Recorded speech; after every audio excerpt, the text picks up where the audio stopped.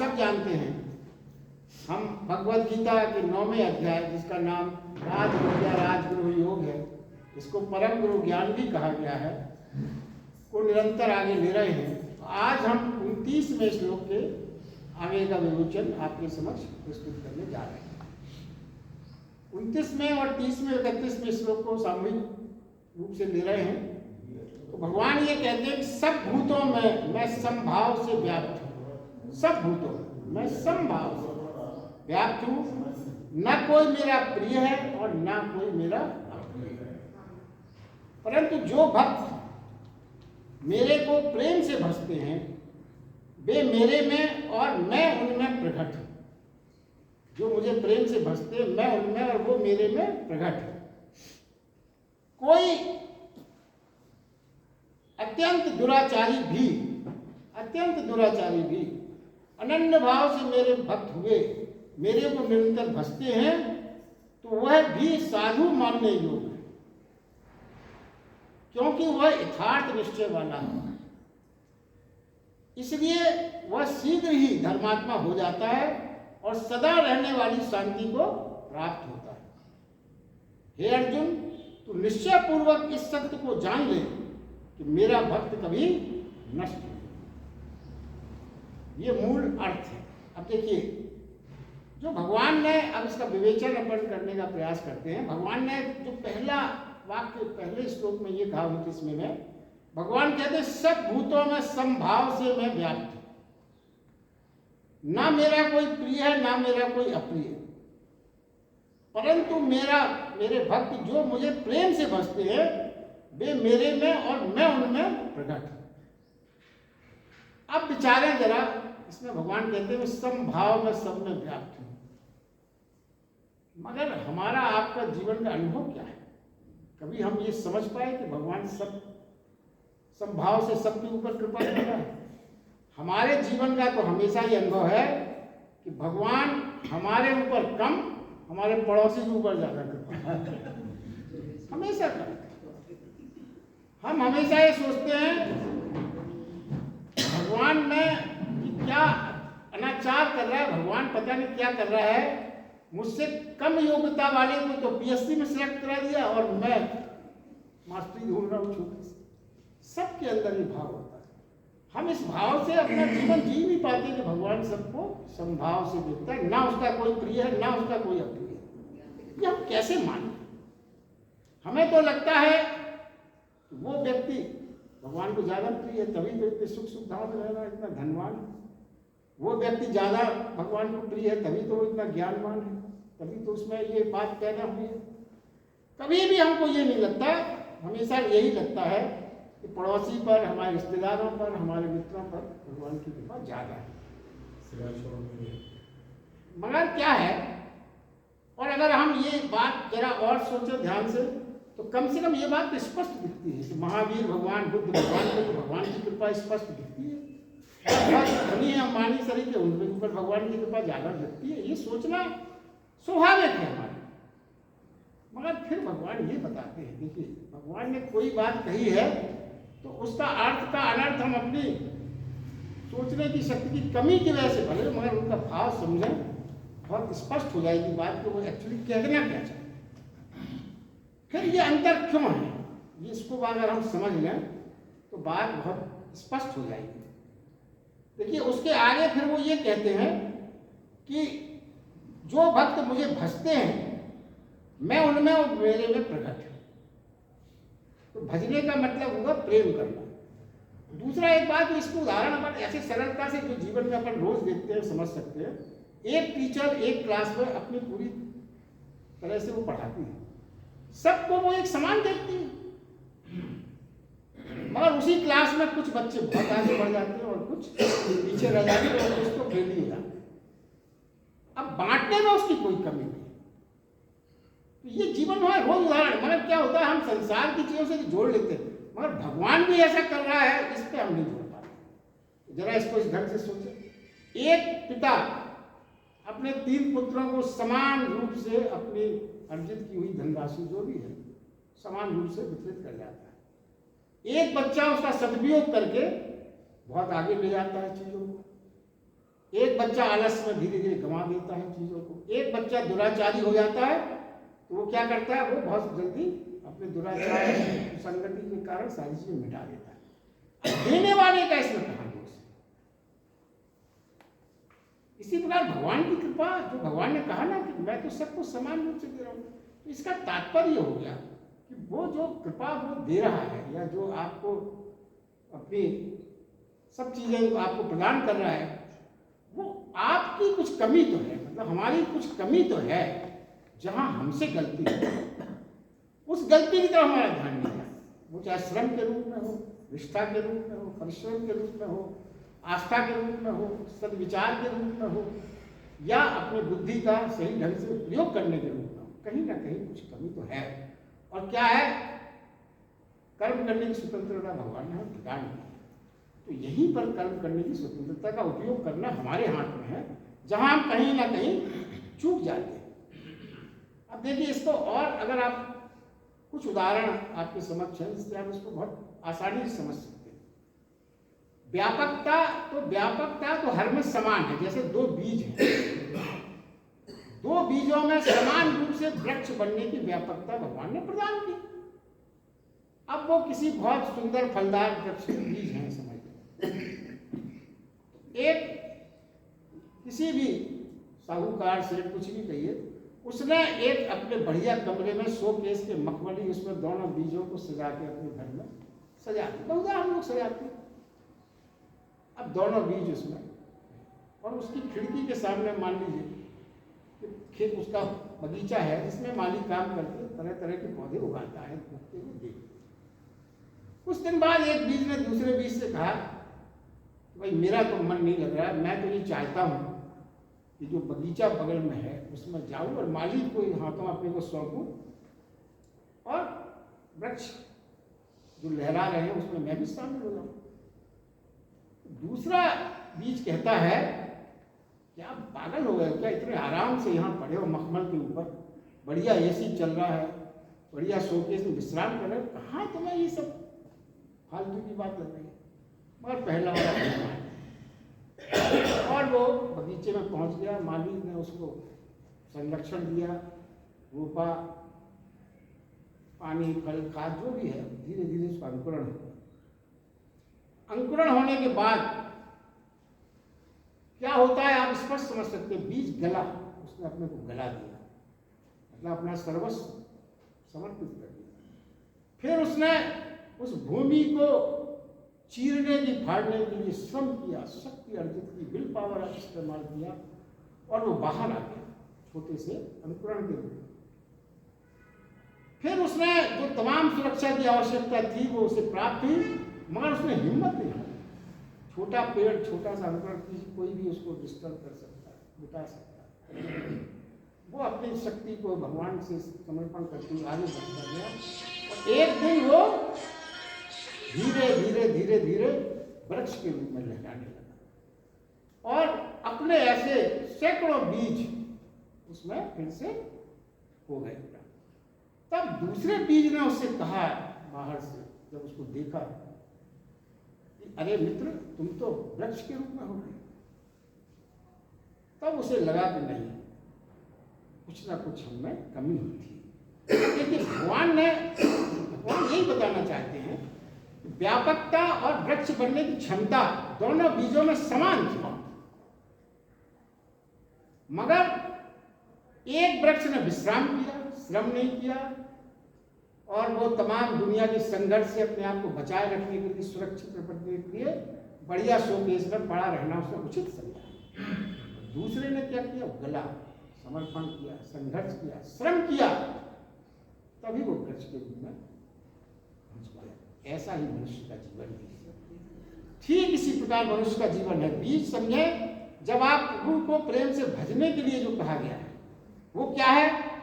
वो बीज जिस प्रकार जमीन डालने से जमीन तैयार होती है, तो ये निश्चित रूप से प्रभु का जो स्मरण करता है यानी भजता है, तो उसकी जमीन तैयार हो जाती है।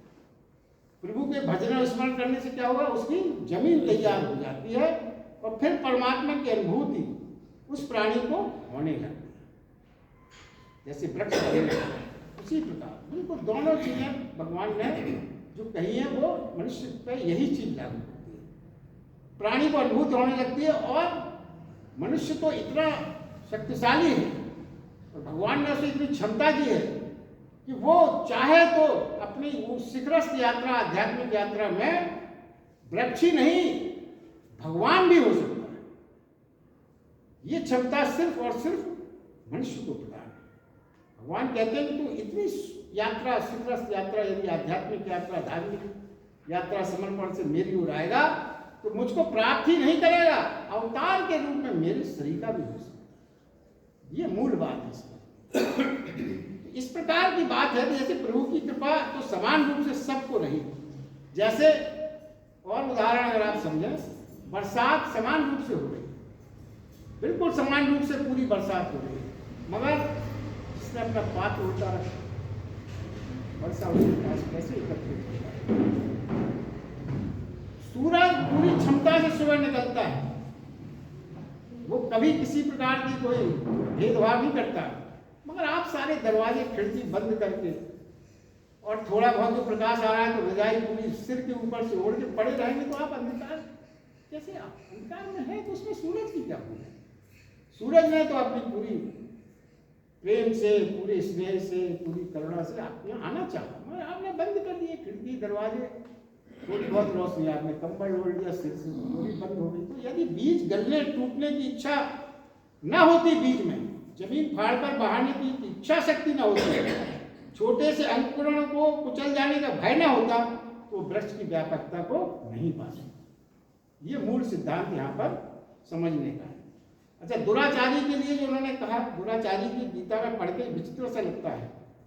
क्या कहते हैं वो, दुराचारी साधुता को कैसे पा सकता है। हम तो लोग तो कल्पना भी नहीं कर सकते कोई दुराचारी भी साधुता को कैसे पा सकते। मगर भगवान कहते हैं, भगवान ने इसमें एक शर्त लगा दी, देखिए हर चीज वो छोटी सी पीछे लिख देते हैं, वो अपन ध्यान नहीं देते। वो कहते हैं यथार्थ निश्चय वाला होना चाहिए। अब ये क्या है, दूसरी बात क्या है, देखिए जो संसार में अपन को हमेशा दिखती है, साधु का आचरण महत्वपूर्ण नहीं रह जाता।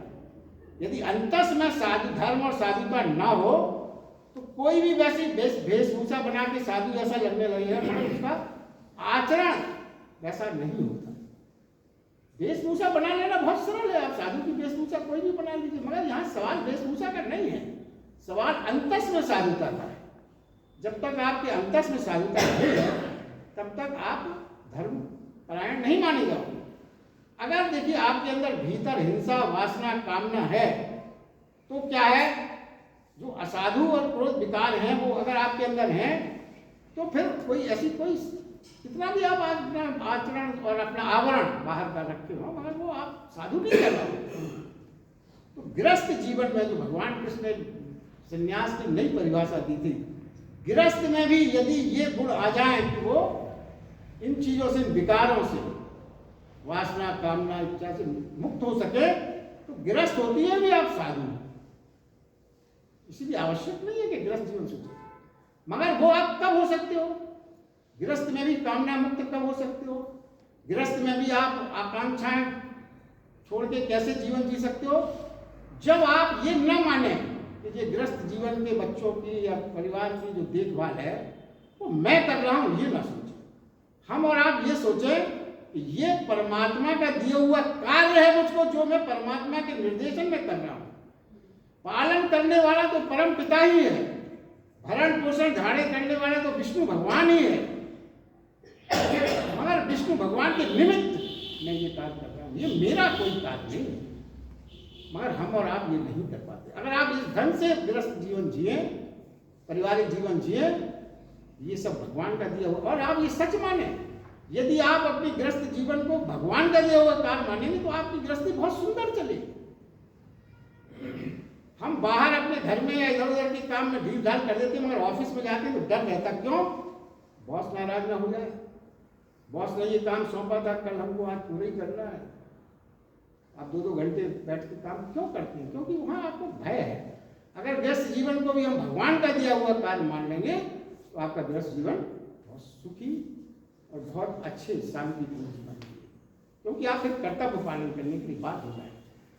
देखिए, अंतस में से साधु आप हो सके तो पहले क्या है, आचरण में साधु होना बहुत कठिन है। बोलने में तो अगर आप अंतस से साधु हैं तो बाहर से आप साधुता के वेशभूषा न करें तो भी आपका जो है बाहर से परिलक्षित होने लगेगा आपका व्यवहार कि आप अंदर से साधु हैं।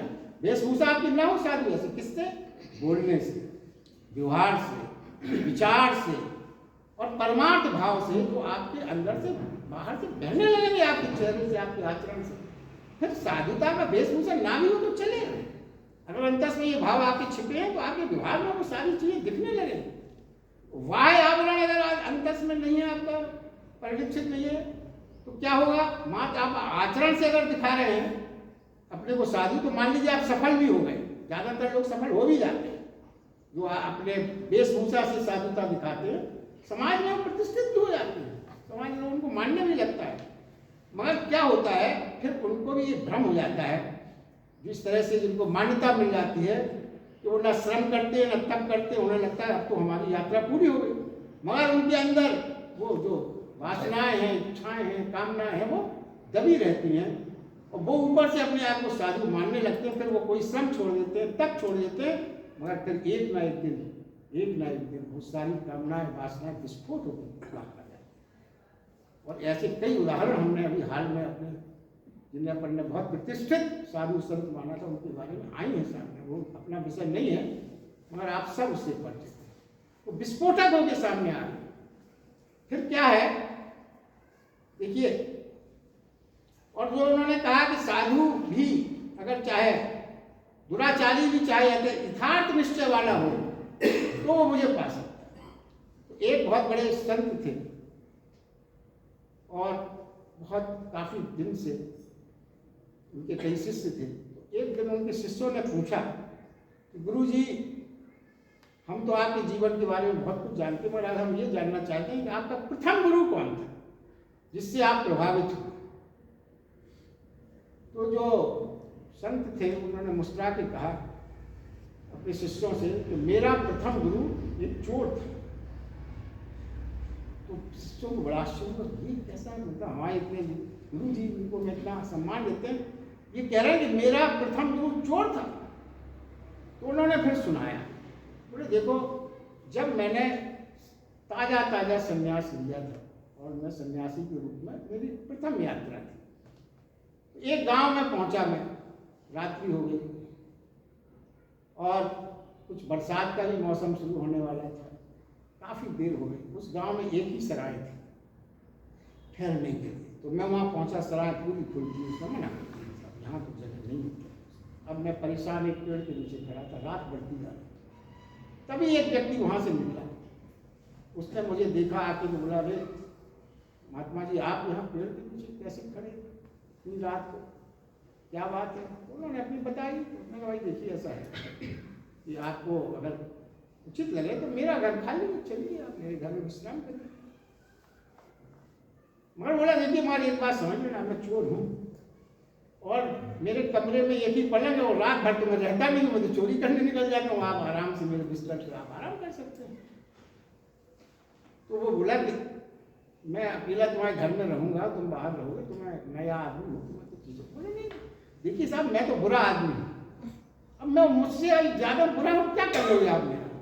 मैं तो चोर हूँ। आप चलिए, कोई जगह नहीं थी, बोले, तो मैं उसके घर चला गया। उसी समय कुछ बरसात का सीजन हो गया, तो क्या है, काफी दिन में मुझे वहां रहना पड़ा। तो वो रोज शाम को निकल जाता और सुबह लौट के आता। तो मैं उससे पूछता, क्यों भाई, कुछ हाथ लगा, क्या हुआ? तो वो कहता कि नहीं, आज तो नहीं लगा, वो लग जाएगा, चिंता मत करो, कल फिर देखेंगे। उसकी आस्था नहीं डरना। वो उन्होंने कहा, मुझे ये लगा ये कितना निश्चयात्मक बुद्धि वाला है और दृढ़ विश्वास है इसका, आज नहीं तो कल संपदा मिल जाएगी, आज नहीं मिली तो कल मिल जाएगी। ये छोड़ता नहीं है कोई चीज, कोई इतना इसके मूड में नहीं आता कि अरे व्यर्थ हो गया जीवन, कुछ मिल ही नहीं रहा, रोता नहीं है, खुश रहता है सब। तो उनके दिमाग में ये आया कि ये थोड़ी सी संपदा है इसके पाने के लिए, तो भी ये नर्वस नहीं हो रहा है, और मुझे तो परम संपदा को पाना है। परम संपदा यानी परमात्मा को पाना, परम संपदा है। और फिर भी मेरे अंदर ये अनिश्चय का भाव आ जाता है। इतने दिन हो गए संन्यास लिए हुए, आज तक तो मिल नहीं रहा, पता नहीं है भी कुछ, होगा भी कुछ, मिलेगा भी कुछ। मैं डगमगा जाता हूँ, मगर ये दुराचारी चोर होके भी डगमगाता नहीं। इसकी इतनी दृढ़ आस्था है। तो प्रभु को पाना है, ये जो दृढ़ निश्चय वाली बात है, तो ये मैंने उस चोर से सीखी। इसलिए देखिए, अब वो दृढ़ निश्चय का मतलब क्या है, दृढ़ निश्चय का तात्पर्य क्या है, क्या कहना चाहते हैं, इस कहानी का पूरा जो सारांश है, भावार्थ है, उसको समझें। दृढ़ निश्चय का तात्पर्य यह है, पूरे प्रण और प्रण का निश्चय आत्मसात होना चाहिए। कैसे? जीत हो चाहे हारे, चाहे जीते, चाहे प्रफुल्लता सफलता मिले, चाहे असफलता मिले, जन्मों जन्मों तक भटकना पड़े, निर्णय नहीं बदले। भीतर से परमात्मा खोजने का संकल्प नहीं खोएगा कभी, वह जारी रहेगा सर्वदा। सब विपरीत हो जाए, सब प्रतिकूल हो जाए, सब प्रतिकूल पड़ने लगे, न साथी मिले, न अनुभव की एक भी किरण मिले, अंधेरा घनघोर हो, टूटने की कोई आशा न हो, अंधेरा टूटने की जरा भी आशा न हो, आशा की आशाएं भी टूट जाएं, आशा की आशाएं भी टूटने लगे, बुद्धि थक जाए, कोई रास्ता न मिले, शक्ति चुक जाए, चला भी न जाए, वह मंजिल मीलों दूर लगे, ऐसा एहसास हो, तब भी भीतर के प्राण निश्चय प्रण कहता चला जाए कि मंजिल है, मैं तो चलता रहूंगा और मैं तो चलता ही। ये है दृढ़ निश्चय। कभी भी न कोई कितनी भी विपरीतता आ जाए जीवन में, परमात्मा की राह में चल रहा हूं, मंजिल तो मुझे मिलेगी, कुछ भी। ये दृढ़ निश्चय है। इसी को भगवान ने कहा है, ऐसा दृढ़ निश्चय अगर हो तुम्हारा, तो तुम मुझे पा लेगा। ये भाव है। इतना दृढ़ निश्चय कहाँ रख पाते? थोड़ी सी किसी ने कुछ कहा, थोड़ी सी परेशानी आई, अपन अपने पैर पीछे खींच लेते। अगर आपकी आत्मा ये कहती है कि जो हम मंजिल ढूंढने निकले हैं वो सत्य है, सही है, यही सब तो हुआ अपने देश में। स्वतंत्रता सेनानियों ने जो बलिदान दिया, इसी भाव से तो दिया, उन्हें प्राण लुटा दिया, मालूम था कि हम जो काम कर रहे हैं वो सही है, सत्य है, पाना ही है। वो अपनी शरीर को, प्राण को बलिदान करने में संकोच नहीं, रास्ते में आगे बढ़ते हैं। ये भाव चाहते हैं परमेश्वर।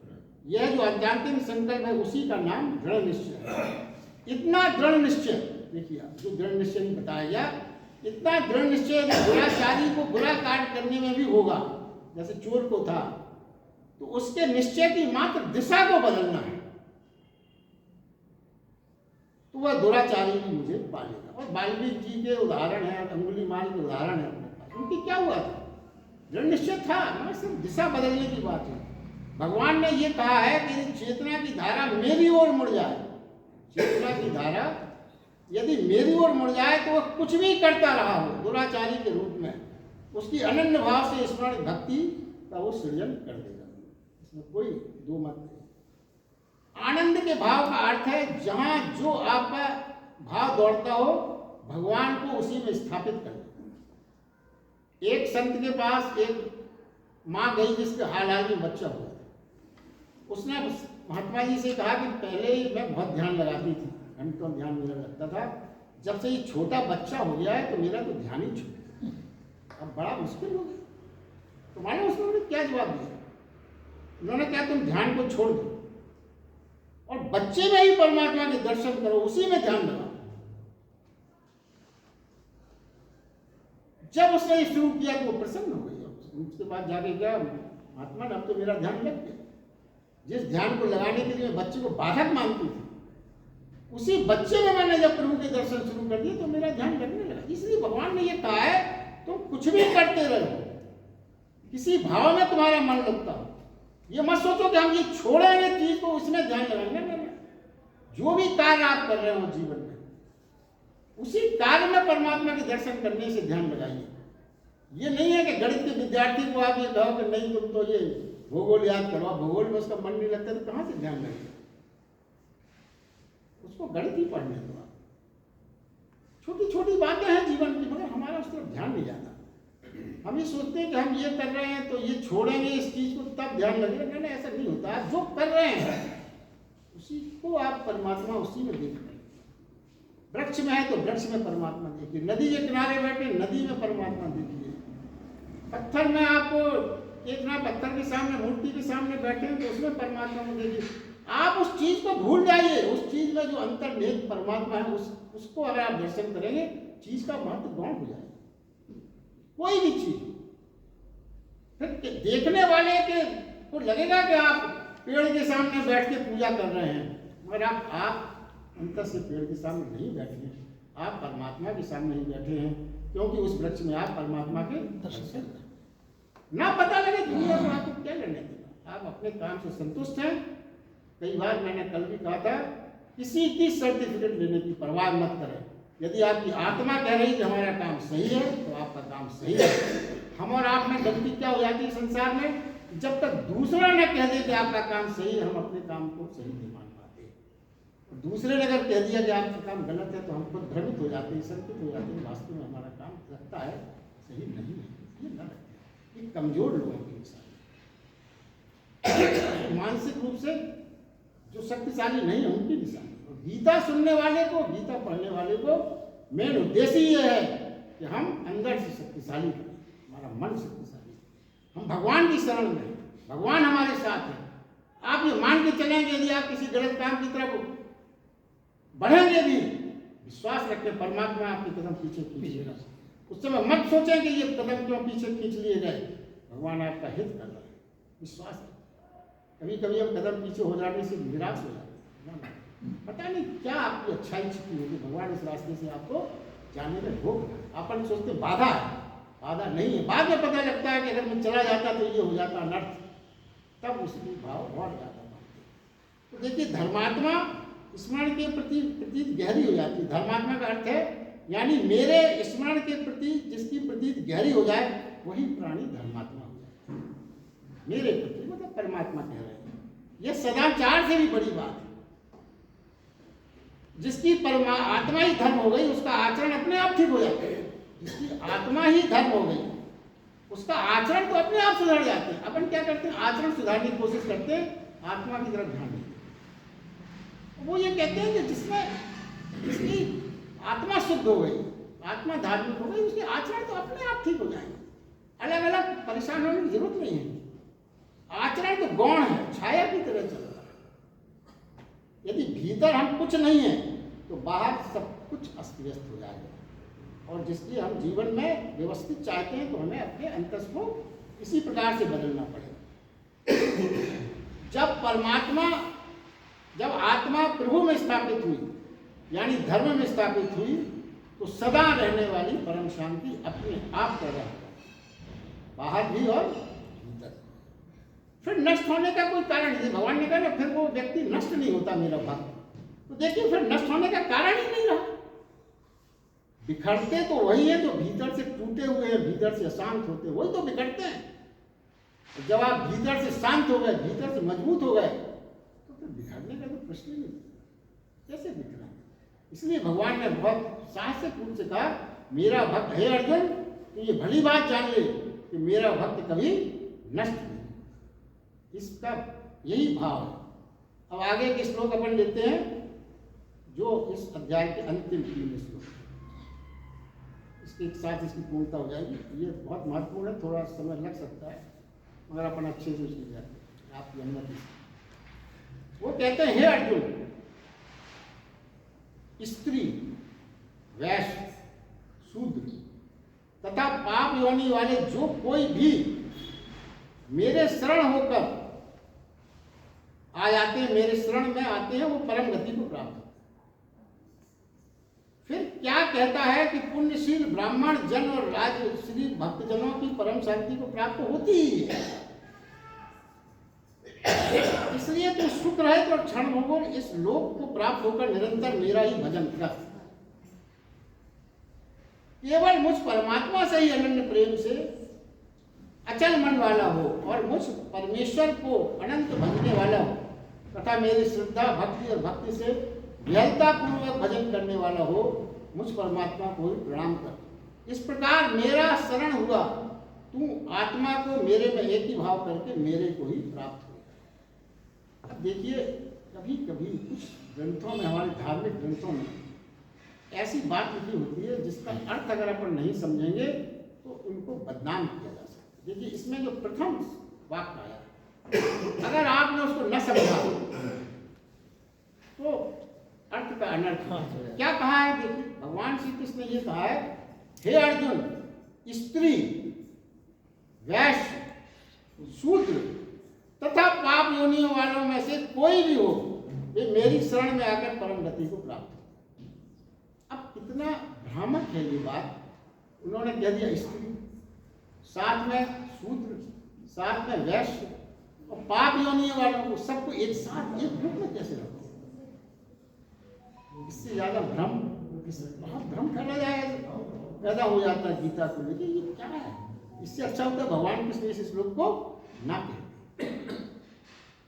और स्त्रियों को तो बड़ा भाव भेद हो जाएंगे, ये कैसे भगवान ने लिख दिया।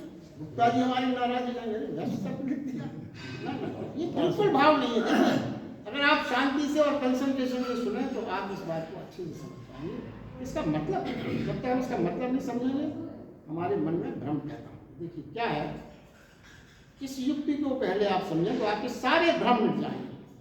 पहले आप ये कल्पना करिए कि हमारे यहाँ शिव भगवान का एक रूप है अर्धनारीश्वर। अर्धनारीश्वरी की जो कल्पना की गई है, वो वैसे कल्पना कैसे की गई, क्यों की गई? क्योंकि प्रत्यक्ष रूप में संसार में किसी ने भी अर्धनारीश्वर का रूप प्रत्यक्ष में नहीं दिया, होता ही नहीं। मतलब वो कल्पना हमारे ऋषि मुनियों ने की और पाया है अर्धनारीश्वर का। क्यों आया, इसकी बात समझने के लिए देखिए, हम संसार में दो ही वर्गीकरण देखते हैं। कौन से वर्गीकरण देखते हैं? स्त्री और पुरुष। इस संसार में हमें दो ही चीजें, मगर अर्धनारीश्वर को फिर कैसे समझेंगे, ये बात जरा ध्यान देने की। वो ये कहते हैं कि सृष्टि तो हम स्त्री पुरुष की देखते हैं, मगर वास्तव में सृष्टि में दो गुण हैं, एक है स्त्रैण गुण और दूसरा है पुरुषार्थ गुण। स्त्री पुरुष नहीं, गुण। जैसे रजोगुण, तमोगुण, सतोगुण, वैसे ही दो गुण हैं, स्त्रीय गुण और पुरुषार्थ गुण।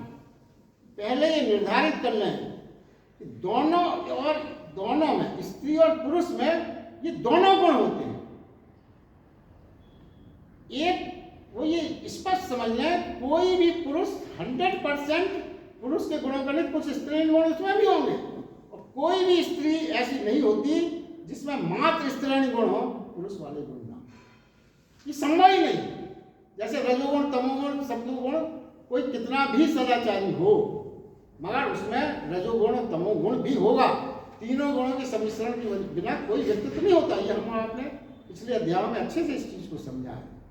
तो ऐसे ही सृष्टि में ना तो कोई पुरुष, कोई ऐसा पुरुष खोजना संभव नहीं है जो 100% पुरुष हो, और कोई ऐसी स्त्री खोजना संभव नहीं है जो 100% स्त्रीण गुण वाली मात्र, यानी मात्र स्त्रीण गुण वाली स्त्री संभव नहीं है, कुछ ना कुछ पुरुषार्थ के गुण उसमें होंगे, यानी पूरी तरह से पुरुषार्थ गुण वाला पुरुष भी संभव नहीं है, कुछ ना कुछ स्त्रीण गुण उसमें होंगे।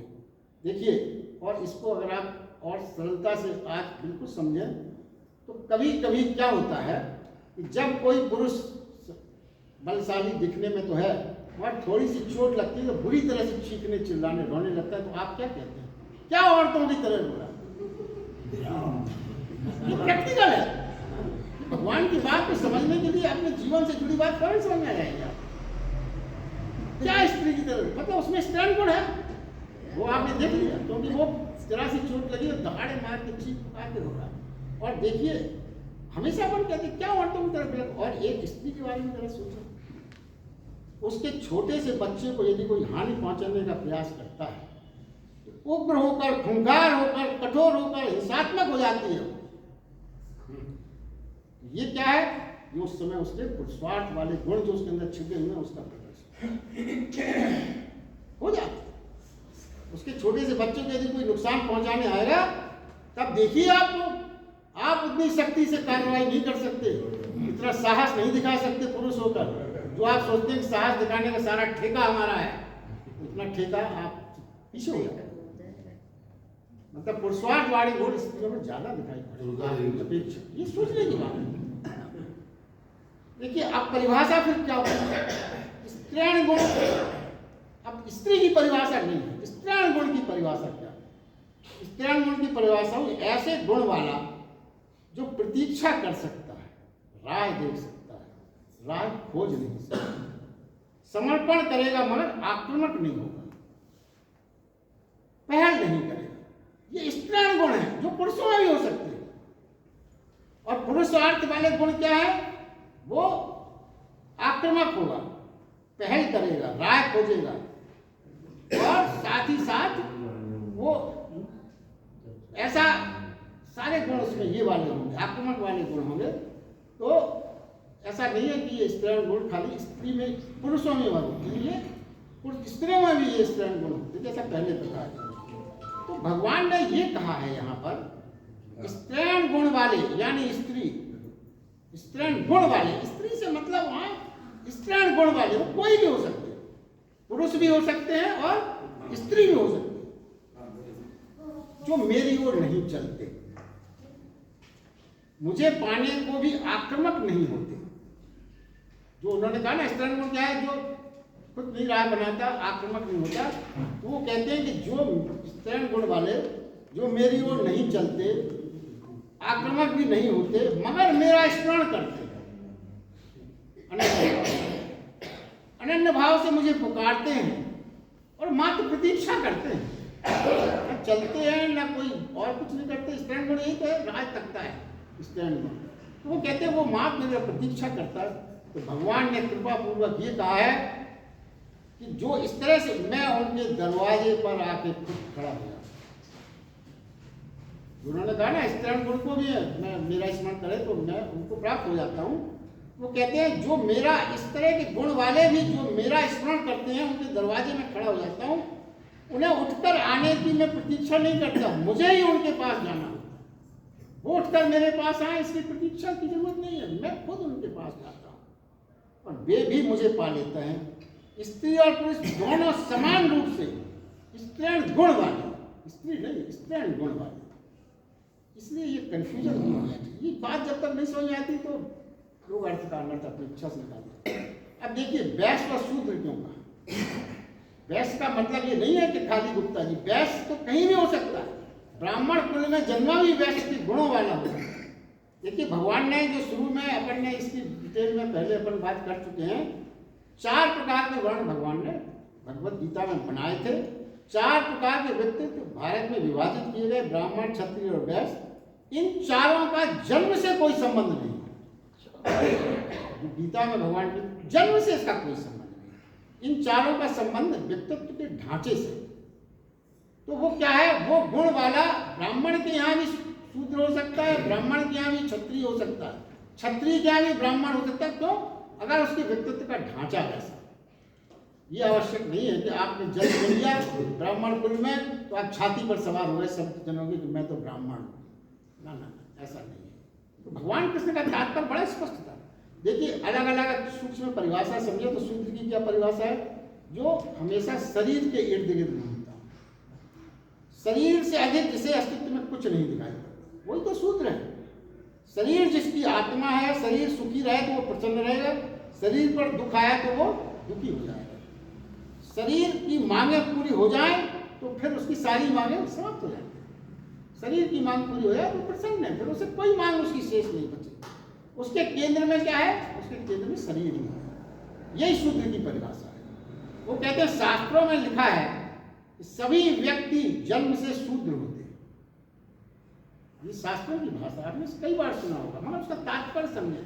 एक अर्थ में ये सही है क्योंकि जन्म के समय हर बच्चा शरीर के आसपास रहता है, शरीर से अतिरिक्त वो कुछ नहीं सोचता, और हर बच्चा शरीर के आसपास रहता है। और बाकी गुण तो बाद में कर्म साधना के प्रारब्ध से आते हैं, बाकी शुरू में तो वो शरीर ही के रूप में रहता है। अब क्या है, सभी व्यक्ति शरीर से शूद्र ही पैदा होते हैं, क्योंकि वो शरीर के पास रहेंगे, सभी शूद्र पैदा होते हैं, इसलिए क्या है। मगर क्या है, दुर्भाग्य क्या है, दुर्भाग्य है कि जन्म लेने तक तो ठीक है, मगर कुछ लोग शूद्र के रूप में ही प्राणांतरी हो जाता है। जन्मते भी शूद्र के रूप में और मरते भी शूद्र के रूप में। यानी इसका क्या मतलब हुआ, इसका मतलब हुआ पूरा जीवन स्वयं को शरीर ही मानकर चलते रहे अगर आप, तो आप शूद्र रहे। शरीर समाप्त तो हम समाप्त, शरीर का जन्म ही हमारा जन्म, शरीर जीवन और शरीर की मृत्यु मेरी मृत्यु, शरीर ही है सब कुछ, उसके आगे कुछ है ही नहीं। जो कोई भी कहीं भी जन्म लेने वाला हो सकता है, अधिकतर अधिकांशतः हम, इसका मतलब ये हुआ कि अगर पूरे जीवन में हमने अपने आप को शरीर ही शरीर मानते रहे, उसी की देखभाल, उसी की सेवा, उसी की शुश्रूषा में लगे रहे, तो आपने अपना पूरा जीवन शरीर के केंद्र में बिताया, तो आप शूद्र हो, ये बताया जाए। और यदि सूत्र विलीन हो जाए, यदि ये सूत्रपन विलीन हो जाए, इसका मतलब क्या हुआ, हम अपने को शरीर से ऊपर मान लें, यदि कि हम शरीर नहीं, हम तो आत्मा हैं, ये भाव अगर आ सका, जो कई बार ये भगवान ने बताया है कि शरीर तो नाशवान है, आत्मा हमने तुम्हें दी है, अगर ये भाव में आया कि नहीं हम शरीर के अतिरिक्त कुछ हैं, तो सूत्र विलीन हो सका, तो फिर मृत्यु की पीड़ा नहीं रहती। अगर आपने अपने आप को शरीर नहीं माना, शरीर के आगे की चेतना पहुंची, तो फिर मृत्यु की पीड़ा, क्योंकि उसका दृष्टिकोण बदल गया, वो जान गया कि अब मैं शरीर नहीं हूँ, इस पीड़ा से मुक्त हो गया। और सूत्र को निम्नतम कहा गया है, क्योंकि यहाँ सिर्फ नींव ही रह गई, ऊपर उसके कोई भवन नहीं बन पाया, इसलिए उसको नीचा कहा गया। और वैश्य की परिभाषा में अगर आप समझें, तो वैश्य क्या है, वैश्य हमेशा धन के लिए जिएगा, ऐसा माना जाता है, जिसके अंदर ये गुण वो वैश्य। मगर आप ये समझें कि उसके अंदर जो बात है, वो ये विकार या जो भी ये धन की जो आकांक्षा है, सूत्र में शरीर की आकांक्षा है और ये इसमें धन की आकांक्षा है। तो शरीर की आकांक्षा स्थूल रूप से दिखाई पड़ती है और धन की आकांक्षा सूक्ष्म रूप से मानसिक आकांक्षा है। तो देखिए, धन की आकांक्षा क्यों है, इसलिए है कि हम अपना जीवन जो है हमारा, वो हम सुरक्षा से बिता सकें।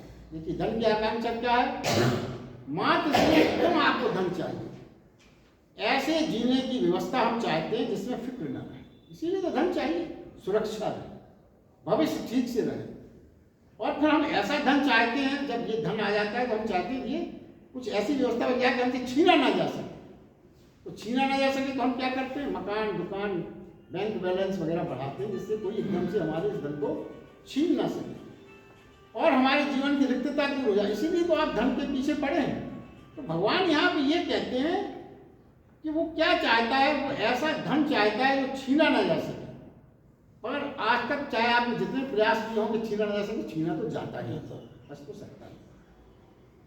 वो संपदा ऐसी चाहता है जो शाश्वत हो, उसकी अपनी हो और उसे तृप्ति मिल जाए। तो इस चाहे तो गलत नहीं है, चाहना तो गलत नहीं है, मगर गलत क्या है, धन की खोज की दिशा गलत है, क्योंकि जो आपसे छीना ना जा सके वो तो खाली परमात्मा की राह पर चलने से ही, परम संपदा को यदि आपने पा लिया तो वो नहीं छीना जा सकता। वो ये कहते हैं कुछ ऐसी संपदा चाहती है जो शाश्वत हो, जो सदा अपनी हो और जो हमें तृप्ति प्रदान करे। तो ऐसी संपदा तो मात्र परमात्मा ही है।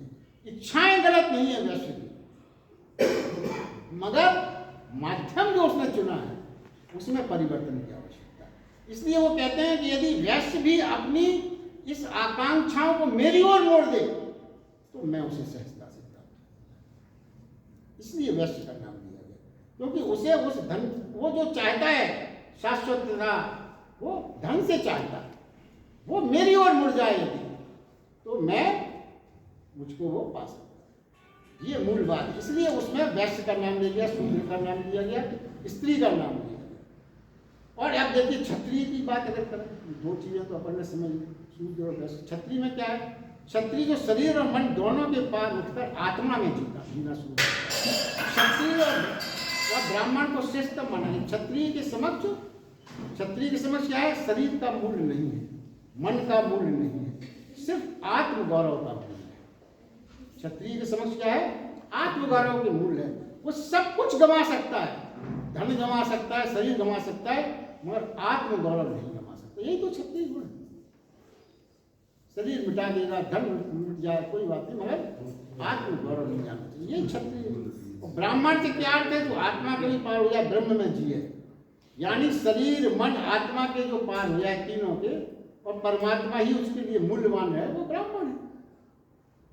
बाकी इसका विवेचन कई बार किया जा चुका है, किसी भी क्षेत्र में कोई भी हो सकता है। और जातिवाद का जो सूक्ष्म में अगर अपन समझें, तो जातिवाद अपने देश में कैसे फैला, उसका थोड़ा सा कारण मात्र इतना है कि एक अपने नीतिकार और अपने जो विद्वान लोग हैं, उन्होंने एक प्रयोग, और कभी कभी जो बड़े प्रयोग किए जाते हैं वो अगर असफल हो जाते हैं तो बड़ा घातक परिणाम होता है। जैसे एटम बम, परमाणु बम बनाने वालों ने कभी इसलिए नहीं बनाया था कि लाखों लोगों को मारा जा सके, मगर जो गलत हाथों में जब वो खोज आ गई तो उसका दुरुपयोग हो गया। वो प्रयोग एक तरह से असफल माना जाए, क्योंकि इससे बड़े घातक परिणाम होते हैं। तो नीतिकारों ने अपने देश में, समाज में ये माना कि यदि किसी शूद्र के घर यदि किसी ब्राह्मण व्यक्तित्व वाले का जन्म होता है, हो गया मान लीजिए, तो उसको उसके ब्राह्मणत्व के विकास में वो जो परिवार का परिवेश है उससे निकलने में समय लगेगा, क्योंकि उसमें विकास की संभावनाएं, ब्राह्मणत्व के विकास की संभावनाएं कम हो जाएगी। यदि किसी वैश्य के घर में क्षत्रिय गुणों वाला पैदा हो गया तो उसे वो क्षत्रिय वाले गुण विकास करने में थोड़ी सी कठिनाई आएगी, क्योंकि वो खाद पानी और वहाँ का जो वातावरण है उसके अनुकूल नहीं है, परिवार का वातावरण। ये स्वाभाविक सी सोच है जो उन्होंने सोची। किसने सोची? नीतिकारों ने। और जो विद्वान जन है तो उन्होंने सोचा कि इस आत्मा को क्यों ना ऐसा किया जाए कि ज़्यादा कष्ट ना हो, इसको वहीं पे इनका जन्म हो जहाँ वो वातावरण पहले से हो। देखिए आप गहराई से समझिए इस बात। अगर शूद्र या ब्राह्मण, कठिनाई होगी उसको ब्राह्मण पाने, इतनी हम सिर्फ आत्मा की मदद करते हैं तो उसको वो वातावरण यदि हम किसी प्रकार दे सकें तो फिर वो क्षत्रिय गुण, ब्राह्मण गुण का, यदि वो ऐसे परिवेश में हो, जैसे कहीं कहीं कुछ फल लगते हैं किसी जमीन में नहीं लगते, कश्मीर में जो फल होते हैं यहाँ नहीं होते, यहाँ वाले शिमला में नहीं होते, तो वो जमीन चाहिए वैसे, तो विकास जल्दी होता है। तो उन्होंने क्या सोचा कि क्यों ना ऐसा किया जाए कि ब्राह्मण की शादी ब्राह्मण में हो, क्षत्रिय की शादी क्षत्रिय में हो, वैश्य की शादी वैश्य में हो, तो शादी ब्याह होगा तो उस आत्मा को फिर वहीं जन्म लेगी तो वैसा वातावरण मिल जाएगा, तो ग्रो हो जाएगा। ये उनकी सोच थी।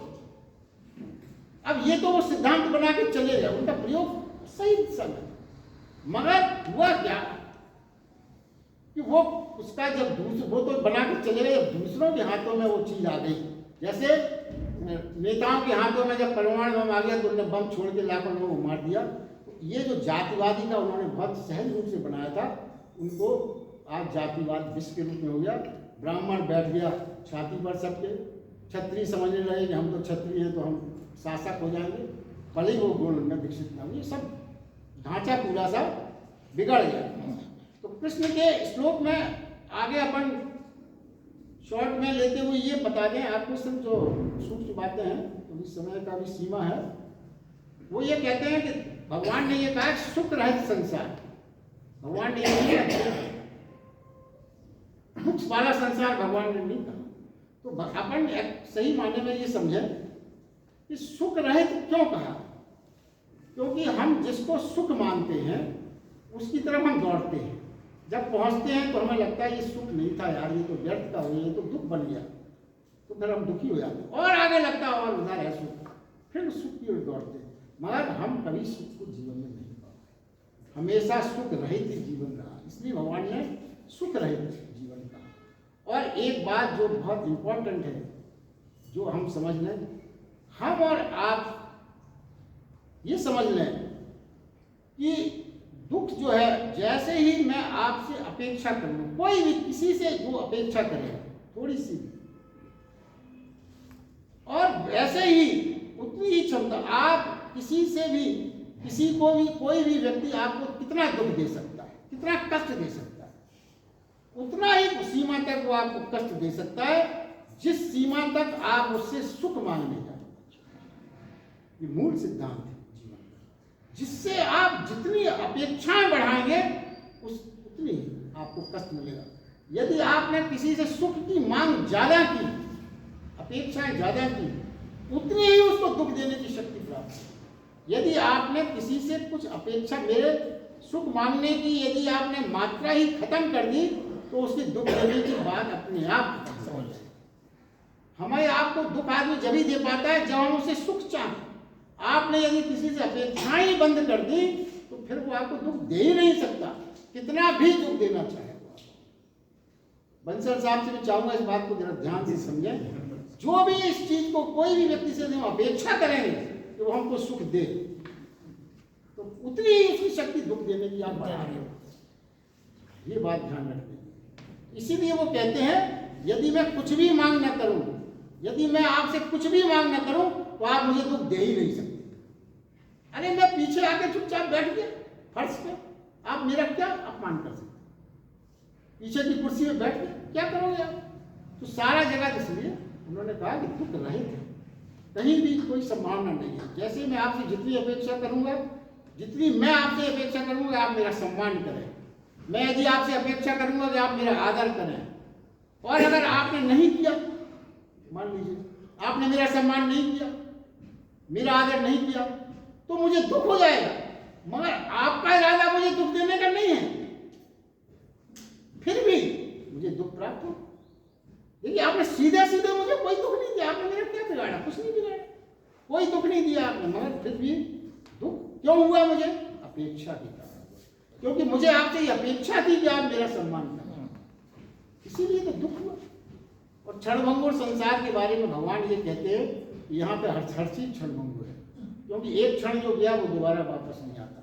दुनिया में आप हर चीज वापस पैसे से खरीद सकते हो, मगर एक क्षण जो आपके जीवन से निकल गया, कितनी भी आप जायदाद आपके पास हो, उस क्षण को आप वापस नहीं पा सकते। कि जीवन का मूल है, कहा गया कि जो है वो आपका जीवन क्षणभंगुर बताएगा। तो शाश्वत है जो कभी नहीं खोएगा, कभी ना बदलेगा। तेरे स्थायी रूप से रोकने की अभिलाषा, अगर तेरे पास कुछ चीजें स्थायी रूप से रोकने की अभिलाषा है तो हमारी हमेशा रहती है। कुछ ऐसा प्राप्त हो जाए जो हमसे कभी ना छीने, कुछ ऐसा प्राप्त हो जाए जो हमसे कभी न खोए, तो परमात्मा कहते हैं परमात्मा का प्रेम ही शाश्वत है। परमात्मा का प्रेम ही हमसे कभी छीना नहीं जा सकता। और फिर क्या है प्राणी? देखिए प्राणी और प्रेम, प्रेम का परिभाषा भगवान ने यहाँ ये बताई है कि प्राणी का प्राणी से प्रेम कभी पूरा नहीं माना जाएगा। क्यों? वो बंधन और मोह में कब परिवर्तित हो जाए। इसलिए वो कहते हैं यदि आपको प्रेम ही करना है तो परमेश्वर के रूप देख के अपने प्रेम को बहने दें, हर चीज से प्रेम करें, अस्तित्व से प्रेम करें। और अंत में एक बहुत महत्वपूर्ण चीज है, इसलिए समय तो हो गया मगर फिर भी उसको कहे बिना बात अधूरी रहेगी। जो हमने कई बार आपसे ये बात कही, सनातन धर्म कितना महान क्यों है। देखिए हमारे समाज में सनातन धर्म ने हमेशा ये चाहा कि परिवार हमेशा प्रेममय रहे, या परिवार में आपकी हमेशा प्रेम बना रहे आपस में, तो पति पत्नी के बीच शाश्वत प्रेम बना रहे। जिस सनातन धर्म ने तरीका बताया, उस तरीका पर लोग बड़े माखौल उड़ाते हैं, मगर सनातन धर्म की विशेषता समझे। तरीका ये बताया कि पति को परमेश्वर मानो, उसमें प्रभु के दर्शन करो तो आपका प्रेम शाश्वत रहेगा। और पत्नी को लक्ष्मी स्वरूप मानो, देवी स्वरूप मानो, सौभाग्यवती मानो, तो प्रेम सर्वदा आपका स्थायी रहेगा। और परिवार हमेशा प्रेमपूर्ण और आनंदपूर्ण रहेगा। ये अहंकार बढ़ाने के लिए नहीं पति परमेश्वर कह गया, अहंकार बढ़ाने के लिए नहीं अपने धर्म में स्त्री को लक्ष्मी भागवती कहा गया। ये इसलिए कहा गया कि आप यदि किसी भी चीज में परमात्मा के दर्शन करके प्रेम करोगे तो वो प्रेम आपका शाश्वत है। तो आपके आपसी प्रेम को शाश्वत रखने के लिए आपसे ये कहा गया कि पति को परमेश्वर मानो। कुछ भी आप अन्य मानोगे तो प्रेम टूट सकता है, परमात्मा से जुड़ा प्रेम मानोगे तो प्रेम खंडित नहीं होगा। इसी प्रकार स्त्री को भी आप लक्ष्मी स्वरूप, देवी स्वरूप, भागवती, शोभा, कई लोग तो स्त्री का नाम नहीं लेते, भगवान कहते हैं। पहले जमाने में था भगवान, भगवान के संबोधन था, अपने बुजुर्गों से आपने सुना होगा, क्यों कहते हैं? इतनी बड़ी बात। मगर उस भाव से यदि आप जुड़े हैं परिवार में तो आपका हमेशा जीवन जो है वो हमेशा अलग तरह का रहेगा। चलिए अब जीवन सार्थक हो, जीवन व्यर्थ न हो जाए, इस बात का हमेशा आपको ख्याल रखना है। जीने का अर्थ है कि हमेशा ना मिटने वाले आनंद को अपन प्राप्त करें। जीवन का अगर आपने ऐसा नहीं किया तो फिर जीवन का कोई मूल्य नहीं रह जाता। जीवन में क्या है, जीवन बहुमूल्य फूल खिल सके आपके, इसी आशा के साथ अब इस अध्याय का हम पूर्णता करके प्रेम से बोलिए भगवान श्री कृष्ण की जय।